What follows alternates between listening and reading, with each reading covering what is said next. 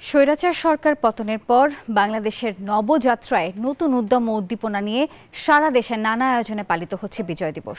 সূর্যোদয়ের সাথে সাথে তোপধ্বনির মধ্য দিয়ে দিবসটির কর্মসূচি শুরু হয়। দিবসটি উপলক্ষে সকাল থেকেই স্মৃতিসৌধ ও শহীদ বেদিতে ফুল দিয়ে বীর শহীদদের প্রতি শ্রদ্ধা জানিয়েছে দেশের সর্বস্তরের মানুষ।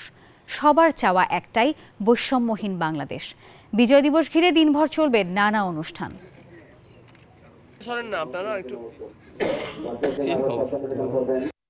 বিজয় অর্জনের চাইতে বিজয়টা রক্ষা করাটাই আমাদের কঠিন, যার কারণে বারবার আমাদের এই গণতন্ত্র পথে যাত্রাপথে আমরা বিভিন্নভাবে হোঁচট খেয়েছি, আমরা কাঙ্ক্ষিত লক্ষ্যে পৌঁছাতে পারিনি। বিজয়ের যে স্বাদটি আমরা হয়তোবা আমরা পেতে পারতাম মানুষের মৌলিক অধিকার, গণতান্ত্রিক অধিকার রক্ষার সংগ্রামে।